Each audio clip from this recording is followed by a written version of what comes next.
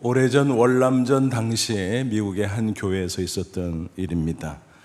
광고연이 앞에 나와서 이렇게 말했습니다. 아무개 집사님 가정에서 베트남에 갔다가 전산 아들을 추모해서 교육관 음향 설비를 위한 헌금을 해주셨습니다. 그 광고를 들으면서 한 여성도가 감동을 받았던 것 같습니다. 옆에 있던 남편의 옆구리를 찌르며 말했습니다. 여보, 우리도 감사 헌금 좀 합시다. 그래서 남편이 퉁명스럽게 대꾸합니다. 우리 집에는 전사자가 없잖아. 어처구니 없는 이야기죠. 이런 이야기도 있습니다. 아버지와 아들이 한 집안에 살고 있는데 하루는 아들이 상기된 표정으로 들어왔습니다. 그러면서 이렇게 말하는데, 아버지, 오늘 정말 감사한 일이 있었어요. 뭔데? 집에 오다가요, 제 자동차가 7바퀴 굴렀거든요. 근데 다친 데가 없이 이렇게 멀쩡하잖아요. 보세요. 아버지가 대꾸합니다. 정말 다행이로구나. 근데 나는 너보다 더 감사한걸? 아들이 놀라서 묻습니다. 아니, 아버지는 8바퀴 굴렀어요? 아니, 나는 한 바퀴도 안 굴렀거든. 여러분, 무슨 말인가요? 감사는 고난이 없다고 할 수 있는 것도 아니고 또 고난이 있다고 못하는 것도 아니다라는 것입니다. 고난이 있든 없든 어떤 사람은 감사하고 또 어떤 사람은 감사하지 못하는 것입니다. 양자사에 어떤 차이가 있을까요? 그것은 삶에 대한 생각의 차이입니다. 어떤 사람은 긍정적인 생각을 하면서 매사에 감사합니다. 반면에 어떤 사람은 부정적인 생각을 하면서 매사에 감사하지 못합니다. 때로는 원망까지 합니다. 그런데 중요한 것은 감사하는 사람은 행복하다는 사실입니다. 더 나아가서 축복의 문을 열고 승리한다는 것입니다. 반대로 감사하지 못하는 사람은 불행하고 더 나아가 축복의 문 앞에 막혀 있다는 것입니다. 그래서 우리 인생 가운데 감사 정말 귀중한 것입니다. 한마디로 표현하면 감사는 축복의 문을 여는 열쇠, 이렇게 말할 수 있습니다. 신앙이 없어도 낙천적인 사람은 감사 가운데 구원을 제외한 일반적인 축복을 누릴 수가 있습니다. 그런데 특별히 하나님을 경외하는 신앙이 있는 성도는 감사 가운데 구원의 축복은 물론이고 모든 면에서 두루두루 축복을 누리며 살아갈 수 있다는 것입니다. 이것이 바로 성도의 귀중한 특권인 줄로 믿습니다. 만약 어떤 성도가 감사할 줄을 모른다면 어떨까요? 그의 신앙은 건강하지 못한 것입니다. 신앙이 있으면 감사하지 않을 수가 없겠죠. 왜냐하면 하나님의 존재를 인정하는데 어찌 그 은혜를 깨닫지 못하겠습니까? 그 은혜를 깨닫게 되면 감사는 지당한 것이지요. 오늘 맥주 감사주일입니다. 구약 성경을 보면 이스라엘 백성들 1년에 2차례 감사절기를 지켰습니다. 그 성경적 근거는 출애굽기 23장 16절입니다. 맥주절을 지키라. 이는 내가 수고하여 밭에 뿌리는 것에 첫 열매를 거둠이니라. 수장절을 지키라. 이는 내가 수고하여 이룬 것을 연말에 밭에서부터 거두어 저장함이니라. 이스라엘은 1년에 이모작을 했어요. 그래서 전반기에 보리를 추수하면서 맥주절, 후반기에는 기타 여러 작물들을 추수하면서 수장절을 각각 지켰습니다. 이런 전통을 계승해서 오늘 우리 성도들도 상반기에는 맥주 감사주일, 하반기에는 추수 감사주일을 지키는 것입니다. 물론 우리는 농경 사회에 살아가고 있지는 않습니다. 하지만 하나님의 은혜로 살아가고 있다는 사실, 그것은 마찬가지입니다. 그 은혜가 아니면 단 하루도 생존할 수 없을 것입니다. 피조물로서 또 예수 그리스도의 십자가 은혜로 구원받고 새 생명을 얻은 성도로서 우리는 하나님께 마땅히 감사드려야 할 것입니다. 그럼에도 불구하고 인간은 그 죄성으로 말미암아 하나님께 감사할 줄을 모릅니다. 사도 바울은 거듭나지 못한 자연인은 본성상 감사치 않는다고 지적하고 있습니다. 로마서 1장 21절, 하나님을 알되 하나님을 영화롭게도 아니하며 감사하지도 아니하고 그랬습니다. 이런 현상은 말세가 깊어질수록 더더욱 심각해집니다. 감사할 줄 모르는 것, 그것이 바로 모든 불행의 원인이 된다라고 하는 것입니다. 이와 같은 세속적인 흐름 속에서 적어도 하나님을 믿는 성도라면 감사를 잃지 말아야 할 것입니다. 그래서 성경은 감사절을 지킴으로써 정기적으로 감사신앙을 점검하라, 그리고 회복하라, 그렇게 권면하고 있습니다. 아무쪼록 오늘 맥주 감사주를 맞이해서 다시 한번 감사신앙을 점검하고 회복하고 풍성케 함으로 축복의 문을 여는 저와 여러분 다 되시기를 주님의 이름으로 축원합니다. 오늘 본문은 남유다 왕국 여호사밧 왕 때의 전쟁 기록이죠. 아마 그 사건은 BC 850년경 발생한 것이 아닌가 추정합니다. 여러 이방 족속들이 연합해서 남유다 왕국을 침공해 옵니다. 20장 1절 보면 그 후에 모압 자손과 암몬 자손들이 마온 사람들과 함께 와서 여호사밧을 치고자 한지라. 연합군, 이미 압박감을 느낄 수밖에 없지요. 군인 숫자가 얼마나 됐을까? 자세한 기록은 없습니다. 다만 이저리아의 군데군데 큰 무리라는 표현으로 보건대 대군이었을 것이다 라고 추정할 수가 있습니다. 그런데 놀랍게도 여호사밧의 남유다 왕국이 대승을 거두었다는 사실입니다.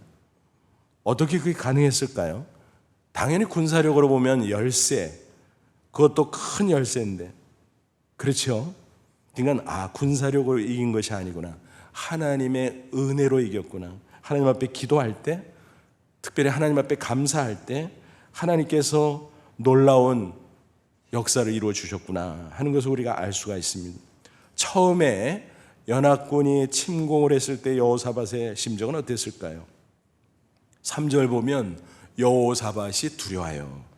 그래서 벌벌 떨었다는 얘기입니다. 12절 중간 보니까 하나님 앞에 엎드려 그는 이렇게 토로하고 있습니다. 이 큰 무리를 우리가 대적할 능력이 없고 어떻게 할 줄도 알지 못하고. 이게 뭐예요? 눈앞이 캄캄했다는 것입니다. 인간적으로 할 수 있는 게 아무것도 없다는 것입니다. 군사력 차이가 어느 정도 비등해야 싸울 엄두를 낼 텐데 완전히 차이가 나니까 그 위세에 질려서 벌벌 떨고 아무것도 할 수 없다라고 하는 것입니다. 그는 그저 기도할 뿐이었습니다. 근데 여기서 우리는 역설적인 사실을 알 수 있습니다. 어려우려면 아예 크게 어려워야 하나님 앞에 두 손 들고 기도에 집중할 수 있습니다. 어떻게 보면 그게 훨씬 나은지도 몰라요. 신앙적으로 웬만한 경우에는 인간적인 힘으로 스스로 해보려고 하는 그것이 많은 사람들의 모습입니다. 그러다가 일을 그르치기 일쑤죠. 사실은 여호사밧 자신도 앞선 전쟁에서 하나님을 의지하는 대신 북이스라엘 왕국과 연합해서 해보려고 하다가 크게 낭패를 본 적이 있습니다. 18장에 아람과의 전쟁의 케이스였습니다. 그때는 인간적으로 뭔가를 해보려고 했습니다. 하지만 탈이 났죠. 반면 이번에는 아무것도 할 수 없을 정도로 캄캄했지만 오히려 두 손 들고 하나님 앞에 집중해서 기도할 수 있었다는 것입니다. 그 결과 하나님의 능력으로 대승을 거두게 되었던 것입니다. 여호사밧 왕의 모습을 보십시오. 백성들이 금식을 선포하죠. 백성들도 다 모입니다. 기도하는 그들의 모습 3절 4절 보세요. 여호사밧이 두려워 여호와께로 낯을 향하여 간구하고 온 유다 백성에게 금식하라 공포하며 유다 사람이 여호와께 도우심을 구하려 하여 유다 모든 성읍에서 모여와서 여호와께 간구하더라. 그래서 왕도 백성도 간절히 집중해서 하나님께 기도하는 모습을 우리가 확인할 수가 있습니다. 얼마나 간절히 얼마나 집중해서 기도했을까. 여호사밧의 고백을 보면 충분히 짐작할 수가 있습니다. 12절 하반절 보니까 우리를 치러 오는 이 큰 무리를 우리가 대적할 능력도 없고 어떻게 할 줄 알지 못하였고 오직 주만 바라보나이다. 아무것도 할 수 없어서 우리는 오직 주님만 바라봅니다. 살려달라는 것이죠. 그러자 하나님께서 응답해 주셨어요. 레위 사람 야하시엘을 통해서 응답해 주셨는데 뭐라 그랬어요? 하나님께서 책임져 준다는 것입니다. 전쟁은 하나님께 속한 것이다. 그 하나님이 승리를 주신다 라는 약속의 말씀이었습니다. 여호사밧과 백성은 그 말씀을 곧이곧대로 믿었습니다. 그리고 승리를 확신하게 됩니다. 당연히 감사가 터져 나왔습니다. 물론 현실은 그대로예요. 연합군의 압박이 강력한 가운데 있었습니다. 하지만 그 와중에도 그들은 놀라운 작전을 폈습니다. 이름을 굳이 붙인다면 뭘까요? 감사 찬양 작전. 희한하죠. 눈앞에 연합군이 강력하게 밀어붙이고 있는 상황인데 감사 찬양 작전? 하지만 그것은 믿음으로 감사로 한 놀라운 하나님의 아이디어였습니다. 20절에 여러분 어떤 일이 벌어지는가 한번 쭉 보세요. 먼저 21절 보시면 백성과 더불어 의논하고 노래하는 자들을 택하여 거룩한 예복을 입히고 그랬어요. 무슨 얘기예요? 제일 먼저 찬양대원을 뽑았다는 거예요. 그리고 그들에게 가운을 입혔다는 거예요. 그리고 부대의 맨 앞에다가 배치했다는 거예요. 좀 이상하지 않습니까, 여러분? 상식적으로 이게 무슨 군사작전이야? 상대방 연합군이 얼마나 대군이고 강력한데 그러면 정예 부대를 앞에 배치해야 되는 거 아니야? 또 있는 무기 중에서 가장 강력한 것을 앞세우는 게 맞는 거 아니야? 여러분 그게 상식적이죠. 하지만 하나님께서 주신 아이디어는 전혀 그게 아니었습니다. 찬양대원을 맨 앞장 세워서 찬양하는 것이었습니다. 보십시오. 군대 앞에서 행진하며 여호와를 찬송하며 이르기를 여호와께 감사하세 그 인자하심이 영원하다 하게 하였더니 그 장면을 한번 상상해 보세요. 얼마나 기이합니까? 상대방이 볼 때 어이가 없었을 것 같아요. 야, 쟤들이 뭐하냐? 아니 전쟁하러 오면서 무슨 찬양대가 앞에서 뭐 찬양하고 난리야? 아마 그랬을 것입니다. 어쨌든 그런 놀라운 감사 찬양의 작전이 전개되는데 그때 하나님께서 어떻게 응답하십니까? 그들을 심히 기뻐하셨어요. 놀라운 방식으로 역사해 주십니다. 자세한 내용은 알 길은 없지만 성경 기록상으로 보면 하나님께서 복병을 미리 매복시켰어요. 그러다가 급습하도록 했습니다. 적진을 향해서. 그런 가운데 당황한 연합군 어떻게 합니까? 서로 치고받고 죽이고 자중진환이 일어나게 됩니다. 그래서 단 한 명도 도망치는 자가 없었습니다. 무슨 말입니까? 전멸했다는 거죠. 전멸. 유다 백성은 그저 적군이 남긴 전리품들을 챙기기만 하면 됐던 것입니다. 전리품들이 얼마나 많았다고요? 챙기는데 꼬박 3일이 걸렸어요. 3일. 상상해 보세요. 얼마나 많으면 그랬겠어요. 챙기고 얼마나 열심히 챙겼겠어요. 그런데 꼬박 3일이 걸렸다라는 것입니다. 이제 4일째가 됩니다. 그때 어떤 광경이 벌어지나요? 26절 보세요. 넷째 날에 무리가 브라가 골짜기에 모여서 거기 여호와를 송축한지라. 그러면 오늘날까지 그곳을 브라가 골짜기라 일컫더라. 골짜기에 백성들이 다 모여서 감사하고 찬양하고 막 어마어마한 집회가 열리게 됩니다. 그래서 그 일을 계기로 그 골짜기의 이름을 이렇게 붙였습니다. 브라가 골짜기. 브라가는 히브리어로 송축, 찬양이라는 것입니다. 너무너무 감사해서 찬양을 힘차게 불렀던 그 장소, 그 골짜기, 브라가 골짜기, 그런 뜻이었던 것입니다. 그 후에 어떤 결과들이 일어납니까? 그들이 예루살렘으로 기뻐하며 개선하죠. 계속 찬양해요. 연주하고 찬양하고 감사하고. 그러다가 성전에 가서도 그래요. 그때 하나님께서 심히 기뻐하면서 어떻게 해요? 계속적인 축복의 역사를 열어주시고 열어주십니다. 어떤 일이 벌어졌나요? 그 소문이 주변에 쫙 퍼졌는데 주변의 이방 나라 족속들이 이상한 거예요. 설마 그 작은 유다 왕국이 연합군을 꺾었다고? 그것도 전멸시켰다고? 그게 실화야? 그게 말이 돼? 아, 진짜라니까 진짜. 진짜야 진짜. 그래서 진짜인 것을 알게 됐습니다. 그 후에 그들은 어떻게 됐습니까? 무서워서 설설 기게 됩니다. 그래서 사방에 저절로 평화가 정착되었다라고 하는 이야기입니다. 29절 30절 보세요. 이방 모든 나라가 여호와께서 이스라엘의 적군을 치셨다함을 듣고 하나님을 두려워함으로 여호사밧의 나라가 태평하였으니 이는 그의 하나님이 사방에 그들에게 평강을 주셨음이더라. 그러니까 무슨 얘기예요? 여호사밧 왕 시대에 유다 왕국은 태평성대를 구가할 수 있었다라는 것입니다. 여러분, 여기서 우리는 축복의 선순환을 발견할 수 있습니다. 어려운 고난이 닥쳐도 믿음으로 감사할 수 있다면 그게 돌파구예요. 그럼 하나님의 살아계신 능력 역사가 나타납니다. 축복의 문이 열린다는 것입니다. 그 결과 감사하면 연속적으로 더 큰 축복, 더 큰 축복, 그 문이 활짝활짝 또 열린다는 사실입니다. 따라서 저와 여러분은 어떤 경우에도 항상 범사에 감사할 수 있기를 바랍니다. 여러분, 성경을 보십시오. 어떤 때는 감사하고 어떤 때는 그냥 가만히 있어. 뭐 그런 기록이 있습니까? 하나도 없지요. 감사에 관한 가장 기본적이고 중요한 성경 구절이 뭔가요? 기억나는 구절, 데살로니가서 5장 18절, 범사에 감사하라. 이것이 그리스도 예수 안에서 너희를 향하신 하나님의 뜻이니라 그랬습니다. 범사에, 무슨 얘기? 모든 경우에, 어떤 상황, 어떤 형편 가운데서도 그런 뜻이지요. 그러니까 범사 감사는 항상 감사라는 건데, 이런 식으로 풀어서 말할 수 있겠지요. 일상 감사, 보통 때 감사해. 그러다가 잘 되면 형통 감사. 그런데 어떤 때는 뜻밖의 고난을 맞이해. 그때도 고난 감사.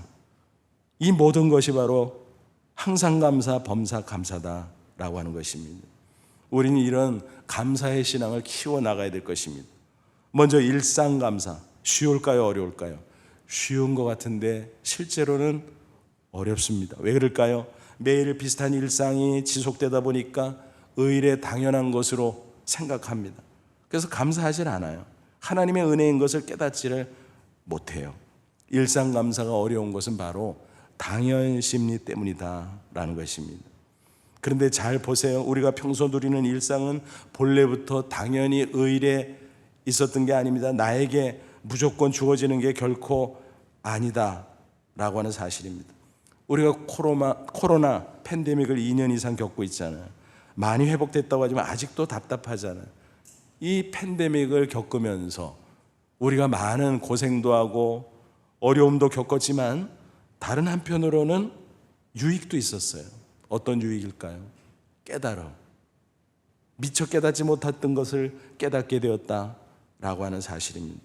어떤 걸까요? 일상의 소중함. 그렇죠? 당연히 교회 와서 함께 예배 드릴 수 있는 것으로 알았습니다. 당연히 사랑하는 사람들과 모여서 식사할 수 있는 것으로 알았습니다.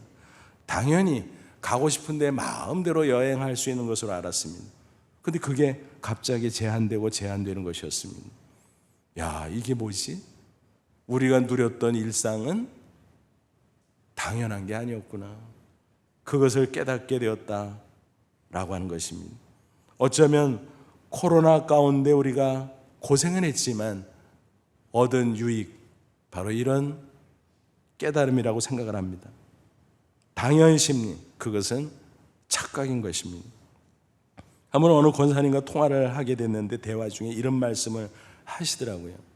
식사할 때마다 빠뜨리지 않는 기도가 있다는 것입니다. 하나님, 당연히 여기지 않겠습니다. 모든 것 감사합니다. 그 말을 들으면서 제가 마음속으로 찬동했습니다. 정답이네요. 그렇습니다. 그게 정답입니다. 사도 바울도 지적했습니다. 고린도전서 4장 7절, 누가 너를 남달리 구별하느냐? 내게 있는 것 중에 받지 아니한 것이 무엇이냐? 내가 받았은즉 어찌하여 받지 아니한 것까지 자랑하느냐? 무슨 말이에요? 나는 의일의 그런 존재, 그렇게 당연히 누릴 수 있는 존재 아니라는 거예요. 하나님의 은혜가 있기 때문에 그렇게 소유하고 그렇게 누리고 있다라는 것입니다. 한마디로 말하면 당연심리가 웬 말이냐라는 것입니다. 그렇습니다. 우리가 이 세상에 올 때 빈손 들고 왔잖아요. 요즘 뭐 금수저니 흙수저니 말을 하지만 태어날 때 무엇 가지고 오는 사람 봤어요? 아니잖아요. 한 사람도 없어요. 그것은 착각입니다. 그런 얘기가 어떻게 나돌게 됐는가? 영어에서 건너온 게 아닌가 싶은 생각이 들어요. 본래 영어에 이런 표현이 있었어요. Born with a silver spoon in one's mouth. 뭐예요? 은수저를 입에 물고 태어나다. 정말 그런 사람 봤어요? 없죠. 비유적인 표현이잖아요. 부잣집에서 유복하게 태어났다라는 거죠. 그런 표현에서 힌트를 얻어서 우리나라에서도 금수저니 흙수저니 하는 것 같습니다. 근데 잘 생각해 보면요, 그 말은 옳지 않은 것입니다. 모든 게 하나님의 은혜입니다. 많이 받아도 부모님을 통해서 하나님이 주신 것입니다. 그렇죠? 적게 받아도 부모님을 통해서 그 전부조차 하나님이 주신 것입니다.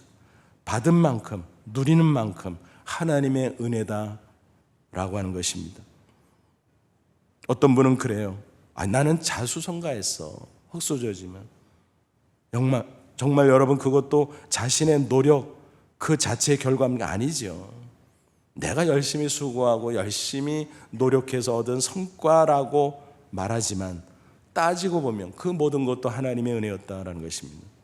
하나님께서 건강을 지켜주셨어요. 재능을 주셨어요. 기회를 주셨어요. 이렇게 배려해 주셨어요. 저렇게 보살펴 주셨어요. 그렇게 하지 않았다면 내 모든 수고와 노력이 성과를 이룰 수 있었을까? 아마 허사가 되고 말았을 것입니다.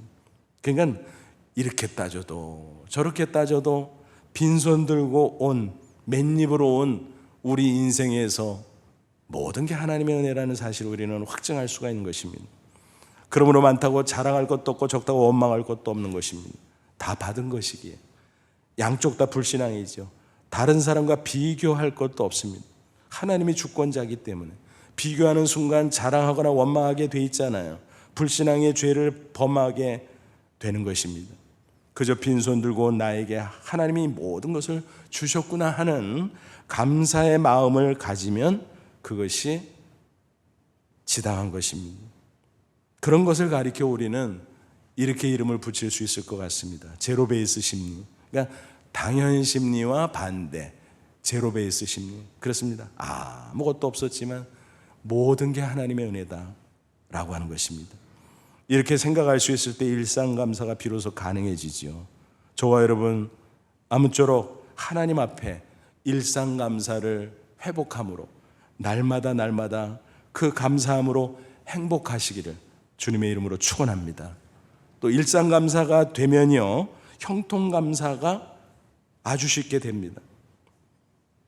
평범한 일상을 당연하게 여기고 하나님의 은혜를 알아보지 못하면요, 형통하면요, 그 또한 자기 자신이 잘나서 자기의 노력으로 된 것처럼 착각하고 오히려 교만해질 가능성도 있습니다. 그래서 우리는 일상감사와 더불어 형통할 때 정말 조심해야 되는 것입니다. 교만해지지 말아야 되는 것입니다. 돈이 좀 생겼다고, 지위가 좀 높아졌다고, 명예가 좀 생겼다고 으스대면 이미 하나님을 무시한 것입니다. 형통할수록 더 겸손하고 더 감사한 것이 믿음의 사람의 바른 자세인 줄로 믿습니다. 그리고 감사 중에 가장 고귀한 것은 뭘까요? 고난 감사죠. 정말 어려운 것이만, 하지만 살아계신 하나님을 향한 믿음이 있다면 또 얼마든지 가능한 것이 고난 감사인 것입니다. 오늘 본문의 케이스 아닙니까? 여호수아와 그리고 유다 백성을 보십시오. 전쟁의 그 두려움 가운데 현실은 그대로예요. 얼마나 큰 압박감을 느꼈겠습니까? 그러나 하나님을 바라보고 하나님 앞에 기도하는 가운데 하나님께 주시는 약속을 붙잡고 믿음으로 감사한 것입니다. 고난 중에 감사한 것입니다. 그때 하나님께서 기뻐하시고 역사해 주셨던 것입니다. 축복의 문이 열리고 기적의 문이 열리고 그랬던 것입니다. 여러분, 신구약 성경을 두루 살펴 연구하다 보면요, 그런 사례들이요 지천으로 있어요. 지천으로. 그 중에 얼른 생각나는 한 가지, 우리가 너무나 잘 아는 이야기, 다니엘 6장, 다니엘이 사자굴에 들어갔다가 털끝 하나 상하지 않고 살아나서 승리한 아름다운 사건이지요. 다니엘이 소년 시절 바벨론의 포로로 끌려갔잖아요. 세월이 흘러서 총리가 됐어요. 바벨론이 메대 바사로 바뀌는 가운데 다리오 왕 때였습니다. 근데 그때 그 광활한 영토를 통치하고자 3명의 총리를 공동으로 세웠습니다. 그런데 효과적이진 않았어요. 다니엘은 아주 탁월합니다. 그래서 다리오 왕이 단독 총리제로 바꾸려고 하는데 다른 두 총리가 가만히 있었겠습니까? 그 세력이 가만히 있었겠습니까? 특별히 다니엘은 포로 출신이잖아요. 시기 질투한 그들이 다니엘의 뒷조사를 합니다. 내치겠다는 거죠. 그런데 아무리 뒤져도 먼지 하나 나오지 않는 사람이 바로 다니엘이었다는 것입니다. 고민에 빠졌던 그들이 머리를 짜낸 게 이것이었습니다. 다니엘의 신앙을 걸자. 왜 그게 가능했을까요? 그 제국은 여러 민족으로 구성되어 있어요. 각 민족에는 고유한 종교가 있었습니다. 그런데 그것을 다 막아둘 수는 없었어요. 통치를 위해서. 그래서 조건을 걸었습니다. 황제는 신적인 존재니 충성하고 절하고 기도하라. 그러면서 너희들의 신에게 하면 그거는 다 봐주겠다. 그것을 공존하도록 조치했던 것입니다. 그런데 간신들이 왕에게 뭐라고 말하죠? 가끔 한번 줘야 됩니다.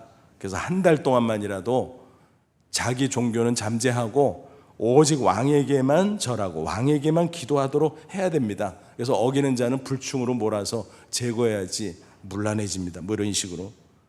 다른 자들은 다 타협할 수 있죠. 그러나 다니엘만큼 타협할 수 없죠. 다니엘은 그 꿍꿍이를 잘 알았습니다. 이미 왕은 속아 넘어가 법령의 도장을 찍은 상태였습니다. 하지만 다니엘은 타협할 수 없었습니다. 평소대로 기도하지요. 다니엘 6장 10절, 다니엘이 조서에 왕의 도장이 찍힌 것을 알고도 자기 집에 돌아가서는 윗방에 올라가 예루살렘으로 향한 창문을 열고 전에 하던 대로 평소대로 하루 3번씩 무릎을 꿇고 기도하며 그의 하나님께 감사했더라. 그의 하나님께 감사했더라. 여러분 한번 상상해 보세요. 한 달 동안 그 기도 참으면 안 돼? 창문 닫아놓고 몰래 하면 안 돼? 이불 속에 들어가서 하면 안 돼? 눈 뜨고 속으로 하면 안 돼? 여러분 그럴 수도 있잖아요. 그것도 기도라고 할 수 있잖아요. 근데 그조차 타협하기 싫었습니다. 왜? 여호와 하나님은 유일하신 전능자 하나님, 내가 왜? 그래서 다니엘은 평소대로 그대로 기도를 하게 됩니다. 이런 추측을 해봅니다. 그날 다니엘은 어떤 제목으로 감사 기도를 드렸을까? 이런 추측을 해봅니다.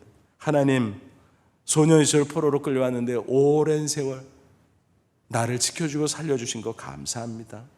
관직에 오르게 하셨고 총리까지 오르게 하셨고 신앙을 배반하지 않고 하나님의 영광을 위해 신실하게 살아오도록 지켜주신 것을 감사합니다. 목숨이 위태로운 상황이 있지만 하나님 배신하지 않고 끝까지 신앙의 절개 지켜주신 것 감사합니다. 비록 사자굴에 떨어져 죽는다 쳐도 주께서 천국에서 나를 받아 주실 줄로 믿기에 감사합니다. 아마 이런 것들 아니었을까요? 결국 사자굴에 떨어집니다. 하지만 하나님께서 천사를 보내주셔서 굶주린 사자의 입을 틀어 막았고 다니엘은 털끝 하나 상치 않고 나올 수 있었습니다. 사태의 전모를 파악하게 된 다리오 왕이 급히 간신들을 체포해서 사자굴에 던지죠. 근데 기가 막힌 일이 벌어져요. 이 바닥에 떨어지기 전에 그 굶주린 사자들이 막 잡아먹는데 뼈까지 부스러뜨리는 놀라운 일이 있었습니다. 뭔가요? 다니엘은 손가락 하나 까딱하지 않고 원수들을 완전하게 해치울 수 있었습니다. 그뿐만이 아니라 단독 총리로 승진하였고 정권이 바뀌고 또 바뀌어도 승승장구하면서 종신 총리로서 하나님의 영광을 빛내는 위대한 생애를 마칠 수 있었다라는 사실입니다. 여러분, 우리의 생애 속에 고난이라고 하는 것은 항상 오잖아요. 불쑥. 그러나 그때도 감사신앙으로 돌파할 수 있다면 하나님께서 살아계시기에 우리 앞에 축복의 문을 열어주실 줄로 믿습니다. 때로는 기적의 문까지 열어주실 줄로 믿습니다. 장기려 박사를 아시죠? 한국의 슈바이처, 또 바보 의사, 그런 별명이 붙은 분입니다. 의사로서 사회사업가로서 하나님의 사랑을 실천함으로 오늘날까지도 많은 사람들이 그를 추앙하고 존경하고 있습니다. 그분은 잘 아시는 대로 북한에서 월남했잖아요. 그런 과정 속에서 부인과 생이별을 하게 됐습니다. 근데 완전히 가로막혀서 가지도 못하고 오지도 못하고 통일은 언제 될지 기약이 없고, 그런 가운데 세월이 흐르는 가운데 주변의 사람들은, 비슷한 처지에 있는 분들이 하는 수 없이 재혼하는 일들이 많이 생겼습니다. 그런 가운데 지인들이 옆에서 권하는 거예요. 자네도 그만 고집 부리지 말고 재혼하지, 어떻게 혼자 살겠나, 긴긴 세월. 하지만 그는 그렇게 할 수가 없었습니다. 그런데 어느 날 친구 사무실에 방문했는데 그 친구가 또 그날 그러는 거예요.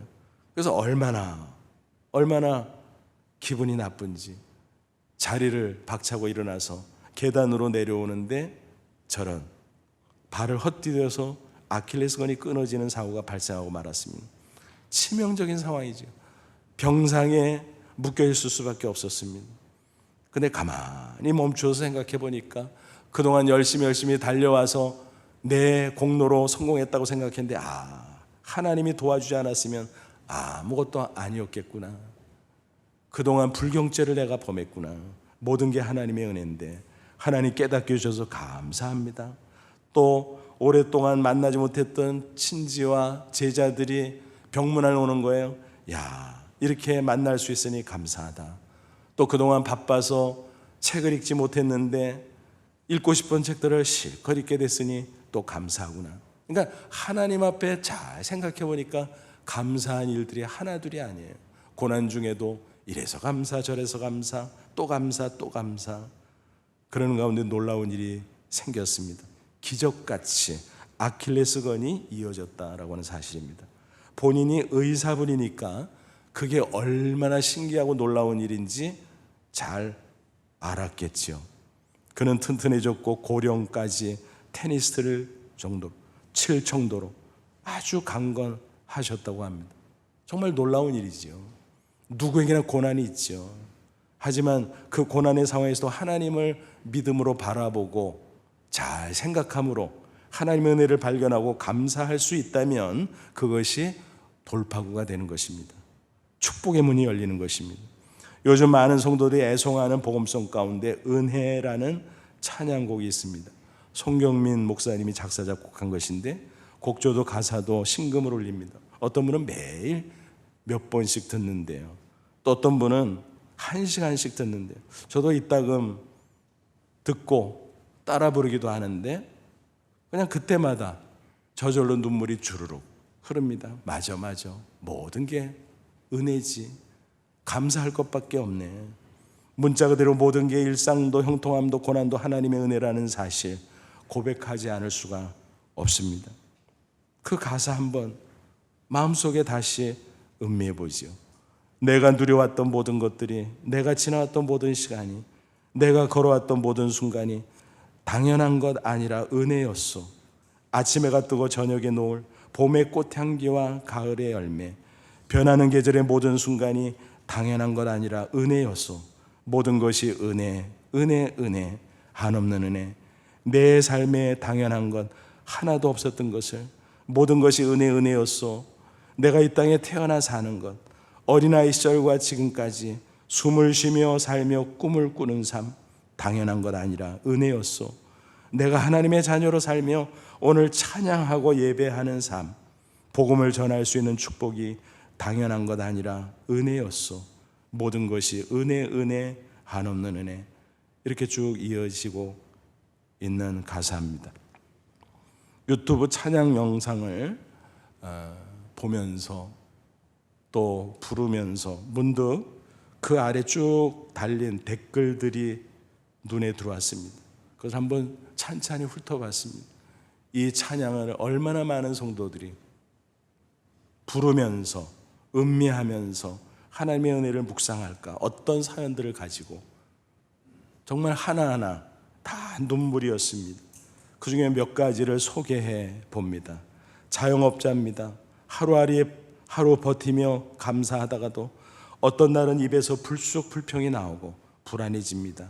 힘든 시기도 지나가리라 믿고 이 찬양으로 아침을 열고 저녁을 마감합니다. 암투병 9년째, 코로나에 걸려 일주일째 격리 중입니다. 이 찬양이 생각나서 1시간째 들어도 멈추고 싶지 않네요.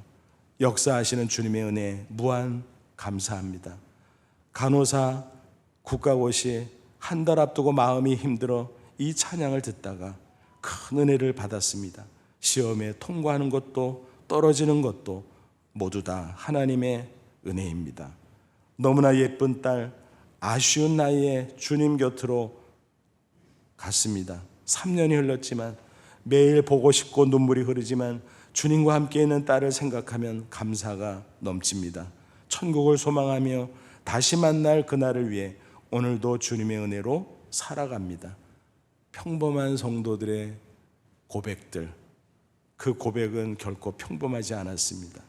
감사가 배어 있기 때문에 그렇습니다. 여러분, 감사가 있기에 일상에서도 행복을 느끼고 형통할 때 겸손히 감사할 수 있고 고난의 때조차 감사하며 승리하는 삶을 살아가는 아름다운 사람들, 그들의 이름이 바로 성도인 것입니다. 아무쪼록 저와 여러분도 고난이 많은 세상이지만 감사 신앙으로 늘 행복하고 또 축복을 열어가는 승리자가 다 되시기를 주님의 이름으로 축원합니다. 기도하겠습니다. 이 말씀 붙잡고 기도하죠. 하나님, 그렇습니다. 하나님 앞에 곰곰이 생각해 보니 모든 게 하나님의 은혜요, 모든 것이 감사의 제목입니다. 죄와 영원한 사망으로 종노릇하다 멸망할 수밖에 없었던 나를 십자가 대속의 은혜로 구원해 주시고 영생을 얻은 자녀 되게 하신 거 감사합니다. 빈손 들고 왔지만, 맨입으로 왔지만, 세상은 금수저니 흑수저니 말하지만 어쨌든 여기까지 나를 인도하시고 많은 것을 베풀어 주신 은혜 감사합니다. 남은 인생 가운데도 일상감사, 형통감사, 고난감사, 항상감사, 범사감사, 그래서 행복하게 하시고 그래서 고난도 돌파하고 축복의 문으로 담대히 들어가게 하옵소서. 다 같이 간절한 마음으로 잠시 기도합니다. 하나님 아버지 은혜와 사랑을 진심으로 감사합니다. 이 시간 주의 말씀으로 우리를 권고하시고 다시 한번 깨우쳐 주심을 감사합니다. 일상 속에 파묻혀 당연 심리로 감사할 줄 몰랐던 저희들의 목매함을 깨우쳐 주셨사오니 감사합니다. 일상 감사, 형통 감사, 고난 감사, 항상 감사, 범사 감사, 이래저래 감사하는 저희들이 될 수 있도록 도와주옵소서. 그래서 어떤 경우에도 행복하게 하시고 어떤 고난이 닥쳐와도 감사로 그 열쇠로 축복의 문을 열어가는 승리의 인생들 다 되게 해 주시옵소서. 예수님의 이름으로 기도하옵나이다. 아멘.